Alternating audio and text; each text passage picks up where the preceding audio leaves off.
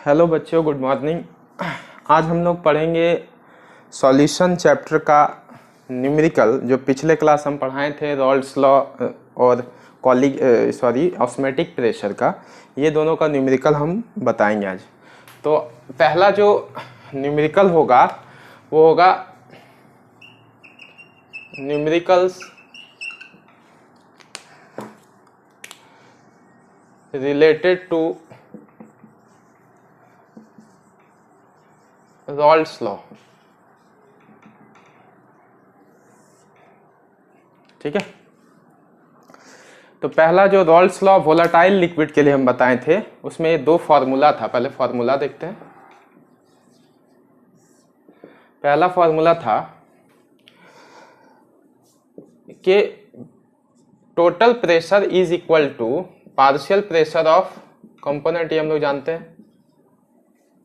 और partial pressure हम बताए थे P not A X A plus P not B X B, ये था टोटल प्रेशर का। जिसमें से हम बताए थे कि पी नॉट ए है partial vapour pressure of pure solvent और vapour pressure of pure solvent या vapour pressure of pure component a, और पी नॉट बी है vapour pressure of pure component b, और x a that is mole fraction of a that is mole fraction of b. ये पहला formula जिसका use करेंगे। और दूसरा formula जो एग्जाम में आता है कि mole fraction of component in vapour phase, ये दोनों में डिफरेंस क्या है। देखो, मोल फ्रैक्शन तो हम लोग सीखे थे पार्ट 1 में सॉल्यूशन का, लेकिन यहाँ पे वेपर फेज में, जैसे मान लो इस कंटेनर में सॉल्यूशन है जिसमें दो कंपोनेंट है ए और बी। ठीक है, तो सॉल्यूशन में कंपोनेंट ए का मोल फ्रैक्शन क्या था जी? मोल फ्रैक्शन ऑफ ए, अगर हम बात करें तो number of moles of A divided by total moles present in the solution, ये था सॉल्यूशन में। लेकिन अगर मान लो ये दोनों वोलेटाइल लिक्विड है ए और बी, तो इसका वेपर्स जमा हो रहा है यहाँ पे। मान लो ए का वेपर्स ये है और बी का वेपर्स मान लो ये। अब तुमको यहाँ पे पूछ रहा है कि mole fraction of component A बताओ और mole fraction of component B. ठीक है, हम लोग अभी तक जो सीखे हैं वो mole fraction of component in solution सीखे हैं, जिसमें हम बोले थे number of moles of A divided by number of moles of A plus number of moles of B. लेकिन यहाँ पे जो कंपोनेंट वेपर फेज में प्रेजेंट है उसका मोल फ्रैक्शन पूछा जा रहा है, तो इसमें ये आता है। तो अगर हम बात करें मोल fraction of component in vapour phase, तो अगर मान लो दो कंपोनेंट है, तो पहला कंपोनेंट जिसको y से रिप्रेजेंट करते हैं, YA बोल दिए। जैसे उसमें XA यूज करते थे, यहाँ YA यूज कर रहे हैं वेपर फेज के लिए। तो वेपर फेज के लिए होगा partial vapour pressure of A divided by total pressure. जैसे वहां था ना number of moles of A divided by total number of moles present in the solution, वैसे वेपर फेज में अगर तुम किसी का मोल फ्रैक्शन निकालोगे तो उस कंपोनेंट का vapour pressure divided by total pressure, इसी को हम ऐसे भी लिख सकते हैं PA बाय P टोटल। उसी टाइप में अगर बी कंपोनेंट का निकालना है, हम बोल सकते हैं YB। अगर वेपर फेज में मोल फ्रैक्शन कंपोनेंट बी का, तो partial vapour pressure of B divided by PA plus PB, इसी को बोल सकते हैं PA बाय P टोटल। या ऐसे भी निकाल सकते हैं YB, और एक तरीके से हम बोल सकते हैं कि YB is equal to 1 minus YA, ऐसे भी निकाल सकते हैं। Mole fraction of each component in vapour phase या लिक्विड फेज सब का समेशन 1 ही होता है। तो वो या तो यहाँ पे निकाल लेंगे इस टाइप में, या इस टाइप में हम निकाल लेंगे। इसको जल्दी से लिखो, फिर इन दोनों से रिलेटेड न्यूमेरिकल हम लोग पढ़ते हैं, जो कि Rawls law for volatile liquid के लिए आता है।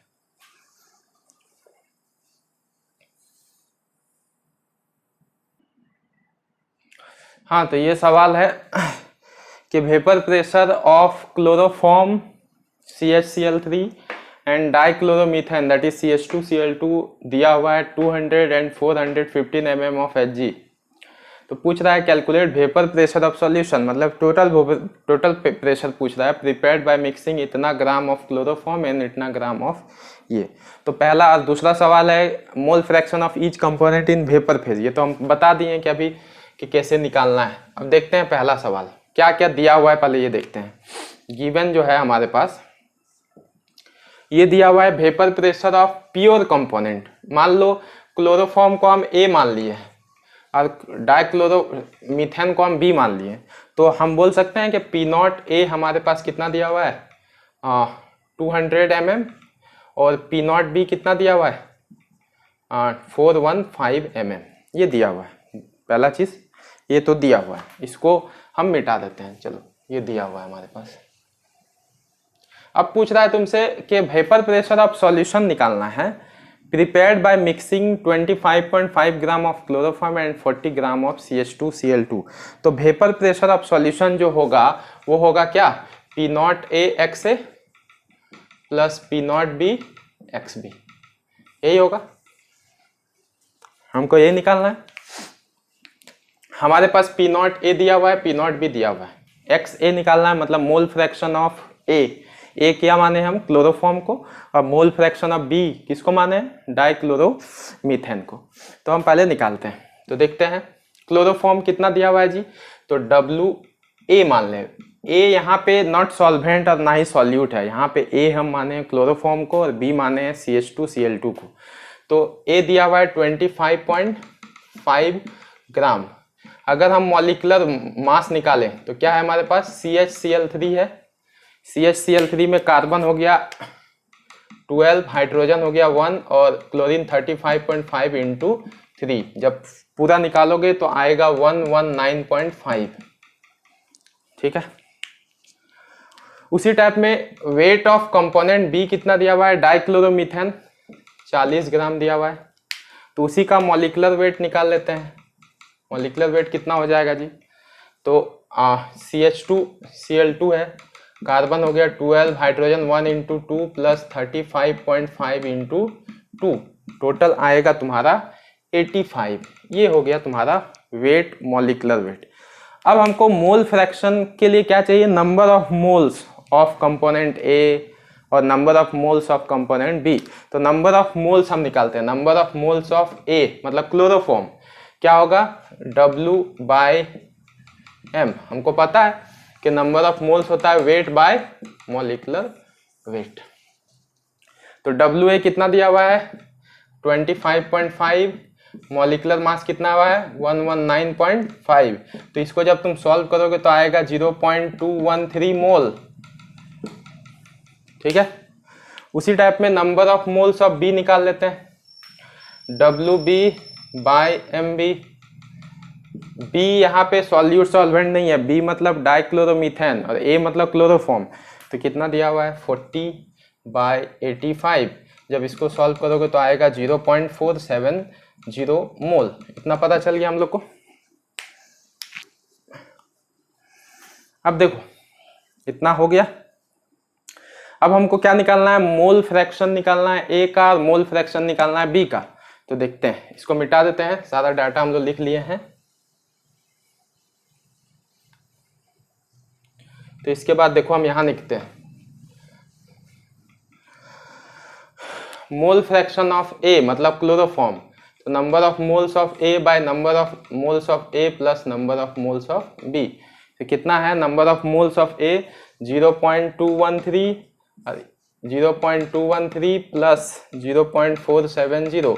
जब इसको सॉल्व करोगे आएगा 0.312, ये मोल फ्रैक्शन ऑफ क्लोरोफॉर्म। उसी टाइप में मोल फ्रैक्शन ऑफ बी निकालेंगे तो डायरेक्ट हम बोल सकते हैं 1 minus XA 1 minus 0.312। Direct solve करोगे 0.688 आ गया। कोई दिक्कत है यहाँ तक नहीं। अब आते हैं टोटल प्रेशर में। तो टोटल क्या है P is equal to P nought A XA plus P nought B XB, ठीक। तो देखो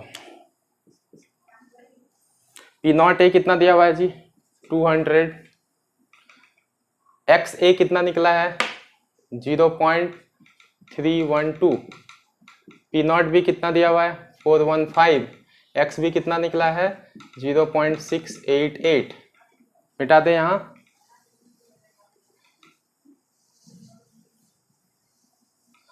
जब इसको तुम सॉल्व करोगे तो पी टोटल आएगा, मतलब ई वाला जब सॉल्व करोगे तो इसका वैल्यू आएगा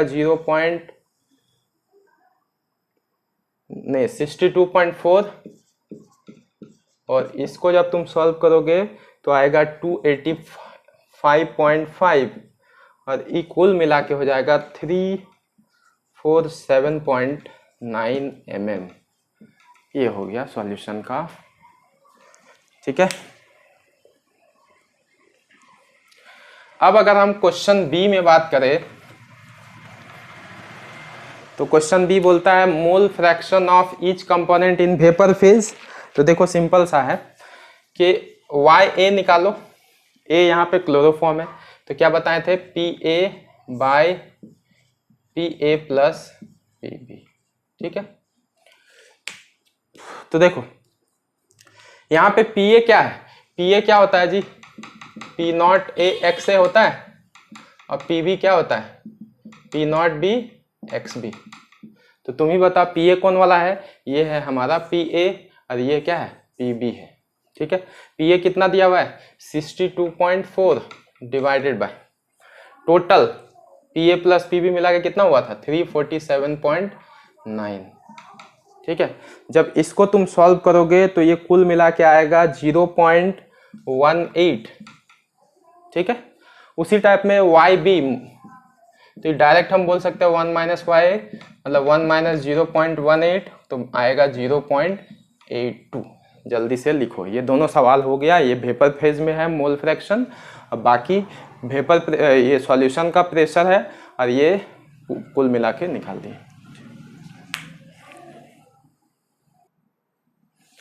अब हम पढ़ेंगे numerical related to osmotic pressure, जो पिछले क्लास हम बताए थे कॉलिगेटिव प्रॉपर्टी, उससे रिलेटेड न्यूमेरिकल देखते हैं। तो इसमें पहले हम फॉर्मूला पे ध्यान देंगे थोड़ा सा। तो इसमें दो टाइप का फॉर्मूला पढ़े थे। एक पहला फॉर्मूला पढ़े थे, ऑस्मेटिक प्रेशर को पाई से डिनोट किए थे, वो था CRT, पहला ये था। कंसंट्रेशन मतलब number of moles per unit volume, तो इसी को हम ऐसा भी लिखे थे N/V/RT। तो पहला ये फॉर्मूला हम यूज करेंगे, जहाँ पे N क्या है नंबर ऑफ मोल्स है, V क्या है वॉल्यूम है, R क्या है गैस कांस्टेंट है, T क्या है टेम्परेचर है। ये इसमें अगर हम बात करें तो पाई जो होगा हमेशा किस में होगा ATM में होगा, ATM या बार में होगा, उससे मतलब नहीं है।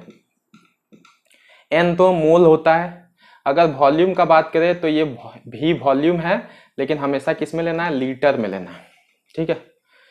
T जो होगा वो टेम्परेचर है, और टेम्परेचर को हमेशा किस में लेना है केल्विन में यूज करना है। और R जो है उसका वैल्यू हम पिछले क्लास बताए थे 0.0821 लीटर ATM पर केल्विन पर मोल, इसी का यूज करना है। अगर हम ATM के जगह बार आ जाता है तो 0.083 लीटर बार पर केल्विन पर मोल, इसका यूज करेंगे पहला, ठीक है। ये चीज याद रखना हमेशा, वॉल्यूम अगर मिलीलीटर में रहेगा तो उसको लीटर में चेंज करना है, टेम्परेचर को केल्विन में। दूसरा जो फॉर्मूला है, अगर N number of moles of solute, अगर हम इसको B बोल देते हैं तो N इक्वल टू क्या होता है वेट बाय मॉलिक्यूलर वेट। अगर सॉल्यूट की बात करें तो WB/MB, तो क्या होगा पाई इज इक्वल टू, इसके जगह हम लिख सकते हैं WB/MB, नीचे V आ गया इंटू R इंटू T।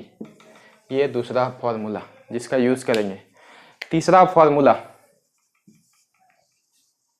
अगर कोई आइसोटोनिक सॉल्यूशन होगा, इसका भी यूज होता है। आइसोटोनिक सॉल्यूशन में ऑस्मेटिक प्रेशर हमेशा क्या होता है इक्वल होता है। तो सॉल्यूशन को अगर आइसोटोनिक बोला गया मतलब उन दोनों का ऑस्मेटिक प्रेशर क्या है इक्वल है। 4 में अगर किसी सॉल्यूशन में 2 या 2 से अधिक कंपोनेंट है तो हर कंपोनेंट का जो क्या बोलते हैं ऑस्मेटिक प्रेशर है, मतलब total osmotic pressure each component के सम के बराबर होगा, मतलब पाई1 पाई2 प्लस एंड सो ऑन। ये भी याद रखना है। अगर तुमसे पूछा जाता है 2 कंपोनेंट दिया हुआ है, दोनों का अगर दोनों कंपोनेंट से पूछा जाता है टोटल ऑस्मेटिक प्रेशर, तो तुमको हर एक कंपोनेंट का पहले ऑस्मेटिक प्रेशर निकालना होगा, फिर दोनों को जोड़ के total osmotic pressure of solution निकाल देना होगा। तो यही 4 फार्मूला का यूज़ हम लोग करेंगे। अभी जस्ट न्यूमेरिकल हम बता रहे हैं, इसको जल्दी से लिख लो, ठीक है।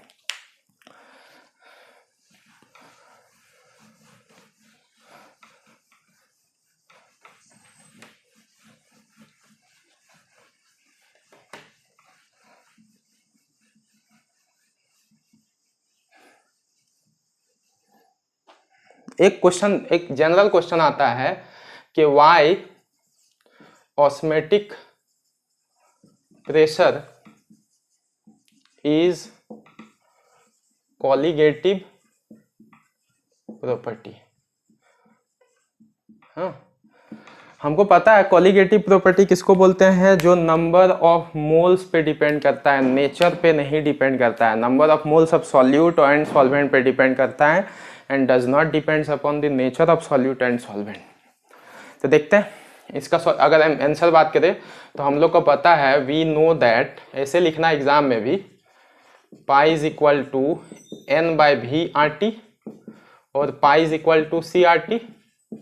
अब तुम देखो आर भी कांस्टेंट है, टी भी कांस्टेंट है, मतलब पाई डायरेक्टली किस पे डिपेंड कर रहा है, सी पे। तो लिखेंगे since pi depends upon molar concentration of solution, that is number of particle of solute and solvent। ठीक है, देखो कंसंट्रेशन मतलब number of particles, number of moles of solute और सॉल्वेंट, उसी को बोलते हैं कंसंट्रेशन जनरली। तो तुम देख रहे हो ये भी कांस्टेंट है, ये भी कांस्टेंट है, तो पाई डायरेक्टली सी से रिलेटेड है, सी से रिलेटेड है मतलब ये डायरेक्टली किससे जुड़ा हुआ है, नंबर ऑफ पार्टिकल्स पे। और ये कॉलिगेटिव प्रॉपर्टी उसी को बोलते हैं जो पार्टिकल्स पे डिपेंड करता है, नंबर ऑफ पार्टिकल्स पे जो भी डिपेंड करेगा that is colligative property. Hence osmotic pressure is a colligative property. अब अगर हम न्यूमेरिकल में बात करें तो इसका भी न्यूमेरिकल बहुत टफ नहीं आता एग्जाम में। हर एग्जाम में, चाहे कम्पिटिटिव एग्जाम का बात हो, हर एग्जाम में इसका न्यूमेरिकल आसान ही आता है। पहला question, calculate the osmotic pressure of decimolar solution of glucose, formula है C6H12O6 एट 27 डिग्री सेल्सियस। ये सिंपल सा एक सवाल है, देखते हैं कैसे बनाएंगे। क्या क्या दिया हुआ है जी, सबसे पहला चीज़ दिया हुआ है डेसीमोलर, हम बताए थे प्रीवियस वीडियो में, निकाल के तुम देखना। मोलर मीन्स होता है m, डेसी मतलब 1/10 मतलब m/10, इसका मतलब m/10 है, इसका मतलब मोलारिटी कितना है, इसका 1/10 है, m/10 का यही मतलब है। अब मोलारिटी क्या होता है, number of moles of solute present in 1 litre of solution. अगर किसी का मोलारिटी 1/10 है, इसका मतलब 1/10 mole of solute present in 1 litre of solution, हम लोग पढ़े थे। अगर किसी का मोलारिटी 5 है, इसका मतलब 5 mole of solute present in 1 litre of solution. अगर किसी का मोलारिटी 10 है, इसका मतलब 10 mole of solute present in 1 litre of solution. तो डेसीमोलर का मोलारिटी कितना है, 1/10, 1/10 मतलब 1/10 mole of solute present in 1 litre of solution. और क्या दिया भाई जी, टेम्परेचर कितना दिया हुआ है, 27 डिग्री सेल्सियस। हमेशा बोले टेम्परेचर को केल्विन में चेंज कर लेना, तो 300 केल्विन आ गया। अब देखो हम लोग कौन फॉर्मूला यूज करेंगे, पाई इज इक्वल टू N/V/RT, इसका यूज करेंगे। N कितना है, देखो N ये है ना मोल, 1/10 मोल, तो N 1/10 है। वॉल्यूम कितना है जी, 1 लीटर है। R कितना है, वही 0.0821, और टेम्परेचर कितना है 300। इसको अगर तुम सॉल्व करोगे तो इसका वैल्यू आएगा 2.46, और पाई को हम लोग डिनोट करते हैं एटमॉस्फेरिक प्रेशर में। ये एकदम सिंपल न्यूमेरिकल था, जल्दी से लिखो।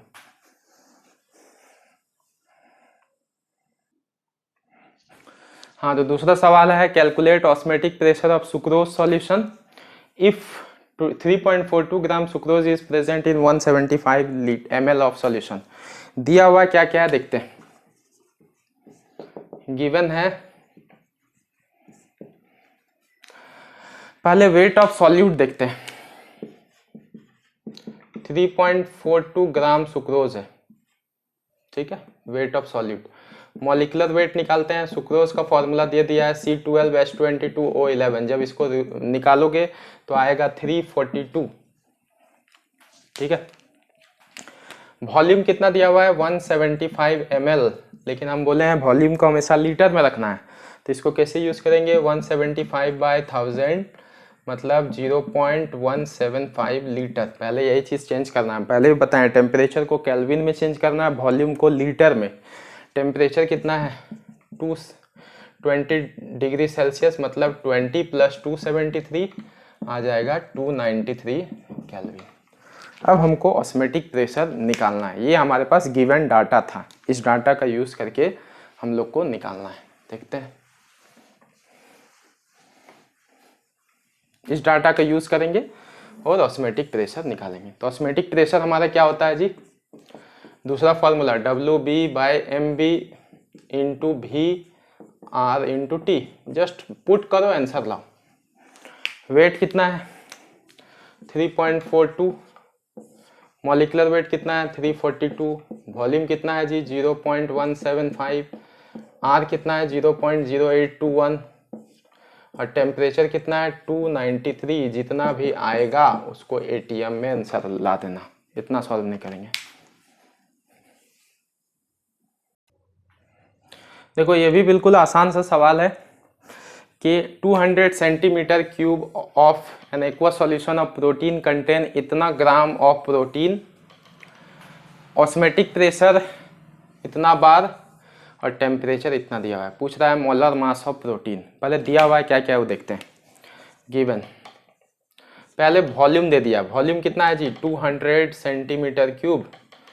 पहला क्लास में ही हम बताए थे कि 1 millilitre is equal to 1 centimetre cube होता है और 1 लीटर इक्वल टू होता है 1 डेसीमीटर क्यूब। तो सेंटीमीटर क्यूब में मतलब मिलीलीटर है ये, इसी को हम लिख सकते हैं 200 ml और इसको लीटर में चेंज करना है मतलब 0.200 लीटर। ये हो गया वॉल्यूम। और क्या दिया हुआ ऑस्मेटिक प्रेशर दे दिया 2.57 × 10⁻³ बार। जब बार में दिया हुआ है मतलब R का वैल्यू क्या ये लेंगे 0.083, ठीक है। वेट ऑफ सॉल्यूट दिया हुआ है 1.26 ग्राम। मॉलिक्यूलर वेट ऑफ सॉल्यूट तुमसे पूछ रहा है। और क्या दिया हुआ है जी, टेम्परेचर दे दिया है 300 केल्विन पहले से दिया हुआ है। तो हमको जस्ट डाटा दिया हुआ है, पुट करके सॉल्व करना, कोई टफ न्यूमेरिकल नहीं है। देखते हैं कैसे सॉल्व करेंगे। इतना डाटा का यूज करके हमको सॉल्व करना है, ठीक है। हमको पता है पाई is equal to WB/MB।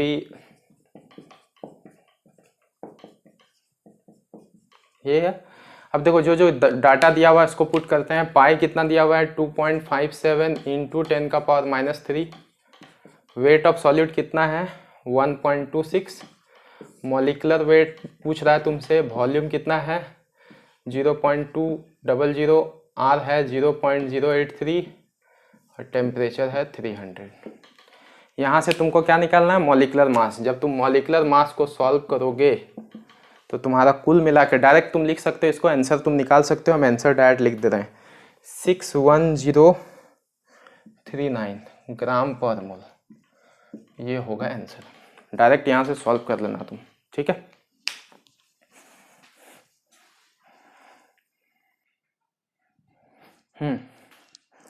Next question है कि अगर 5% सुक्रोज सॉल्यूशन आइसोटोनिक है, देखो यही न्यूमेरिकल का हम बात कर रहे थे, आइसोटोनिक है, विथ इतना percent urea solution at 20 degree, तो calculate the molar mass of urea.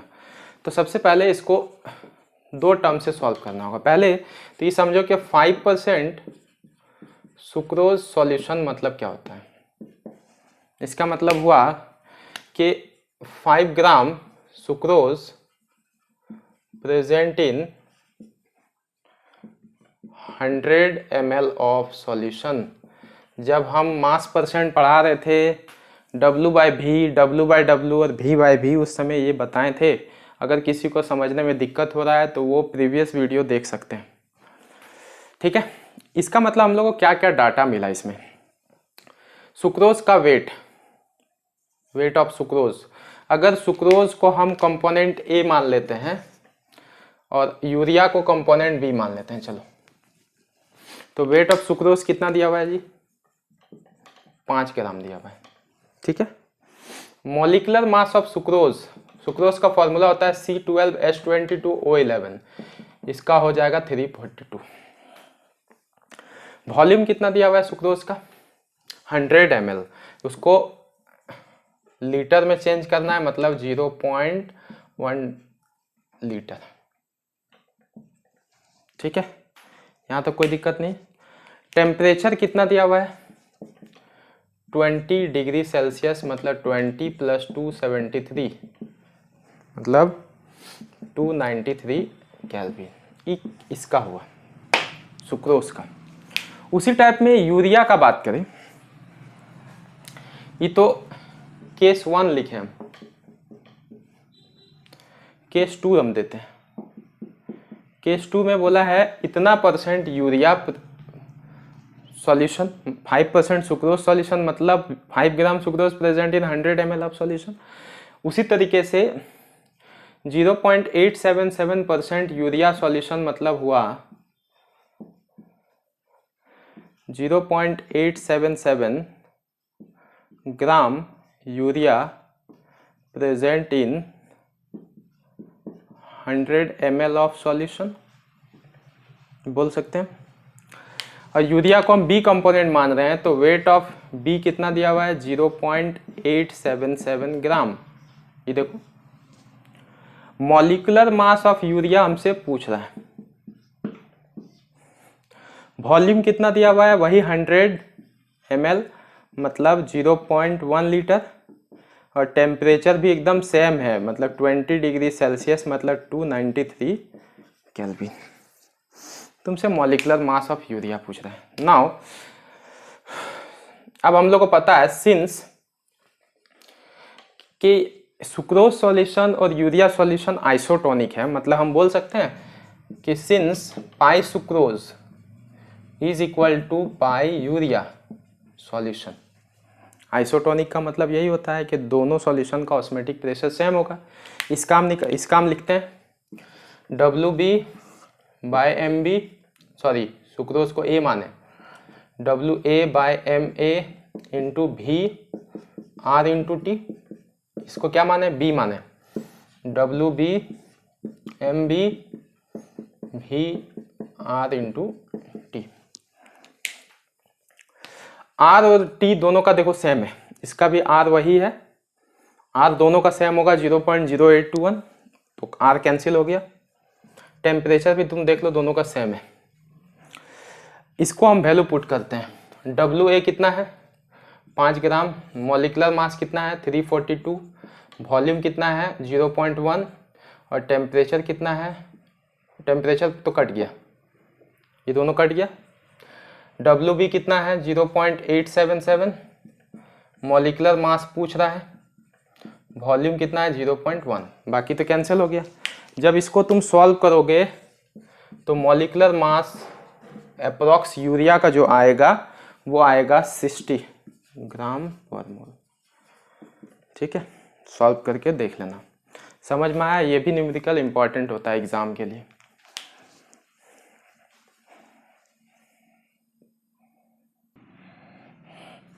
हाँ, नेक्स्ट क्वेश्चन है कि अगर एक 100 ml of 1.6% glucose solution mix कर रहे हैं 3.4% यूरिया सॉल्यूशन से एट 20 डिग्री सेल्सियस, तो बोलता है osmotic pressure of resultant mixture निकालो। हम लोग को पता है हम फॉर्मूला में भी बताए थे कि total osmotic pressure is equal to the sum of osmotic pressure of component present in the solution. ठीक है, तो अगर हम इसका पाई1 निकाल ले, इसका पाई2 निकाल ले और दोनों को जोड़ दे तो फिर आंसर हमारा आ जाएगा। तब उसका पाई1 निकालने के लिए क्या करना पड़ेगा, तो तुमको इस केस में अगर हम बात करें, इस केस में वेट 1.6 ग्राम दे दिया है, मॉलिक्यूलर मास कितना दिया हुआ है जी, ग्लूकोज है तो 180 होता है। ग्लूकोज का फॉर्मूला C6H12O6, जब सॉल्व करोगे 180 आएगा। वॉल्यूम 100 ml है, 100 ml मतलब 0.1 लीटर। टेम्परेचर कितना है 20 डिग्री सेल्सियस, मतलब 20 + 273 293। यहाँ से तुम पाई1 निकालोगे। कैसे निकालेंगे, WB/MB into VR into T, सब का वैल्यू दिया हुआ है। R का वैल्यू हम लोग का कितना होता है 0.0821। यहाँ से पाई1 निकाल लोगे। फिर यहाँ से हमको पाई2 निकालना होगा 3.4% यूरिया सॉल्यूशन में। कैसे, तो वेट ऑफ सॉल्यूट कितना दिया हुआ है 3.4, मॉलिक्यूलर मास यूरिया का फॉर्मूला जो दिया हुआ है इसके बेसिस पे 60 होगा। वॉल्यूम भी वही है 0.1 लीटर। ठीक है, टेम्परेचर भी वही है 293 केल्विन। इसी फॉर्मूला से पाई2 भी निकाल लोगे, ये सेम फॉर्मूला। और पाई टोटल मतलब रिजल्टिंग मिक्सचर का पाई टोटल क्या हो जाएगा पाई1 + पाई2। इतना तुम लोग को सॉल्व करके रखना है। ठीक है, और एग्जाम न्यूमेरिकल जब तुम एनसीईआरटी में बनाओगे या कोई भी बुक में बनाओगे तो बहुत जगह ऑस्मोटिक प्रेशर का न्यूमेरिकल में फंस जाओगे, क्योंकि वहाँ पे वांट ऑफ फैक्टर का यूज़ मिलेगा। और हम अभी बता रहे हैं विदाउट वांट ऑफ फैक्टर वाला न्यूमेरिकल अभी बना पाओगे। वांट ऑफ फैक्टर इसके बाद वाला टॉपिक है, मतलब कॉलिगेटिव के बाद वाला। कॉलिगेटिव पढ़ाने के बाद वांट ऑफ पढ़ाएंगे और उससे मिला हुआ सब न्यूमेरिकल पढ़ाएंगे। ठीक है, तो आज के लिए इतना ही। Thank you.